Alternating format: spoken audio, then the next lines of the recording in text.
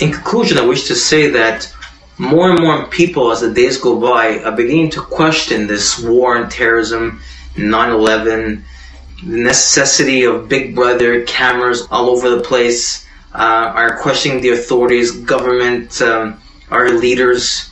Do we need all this surveillance? Have we been told about the truth about 9/11? Are we being lied to with this war on terrorism? For example, the 9/11 families now, many of them are insisting for a new investigation because they believe that the commission, the 9/11 commission, failed to answer over 70% of their questions. And as recently reported, as much as 70 former CIA veterans have said that the official story is utter nonsense and we should dig deeper for the truth. Also, for example, just recently, the president of Italy, Francesco Cossiga, publicly stated that 9/11 was a CIA Mossad Israeli intelligence operation with the aid of the Zionist world in order to put accusation on the Arabic nations and in order to induce the Western powers to take part in a war against Iraq and Afghanistan, and that it is common knowledge amongst the global intelligence agencies that this was a CIA Mossad operation.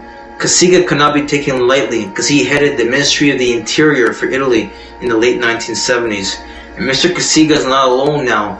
He's among several people, countless government authorities, military, intelligence, scientists, and many others who accuse the US government at one level or another for orchestrating the attacks of 9/11.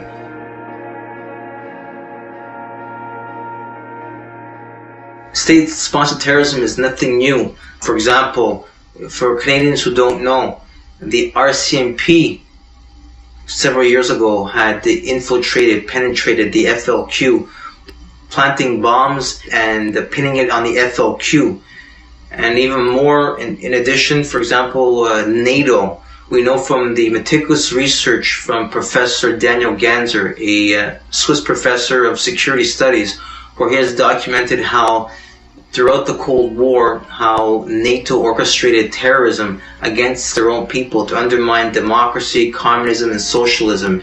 And we also have a former right-wing militant, Vincenzo Vinciguerra from Italy, who went publicly stating that his job was to terrorize innocent people, women, children, men, and to force security from the state for the people.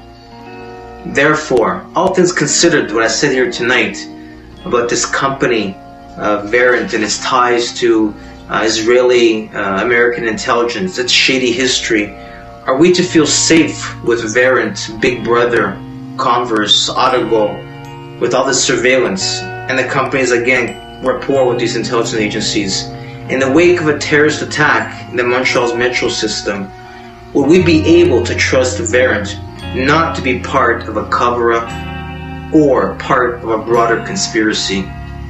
Thank you.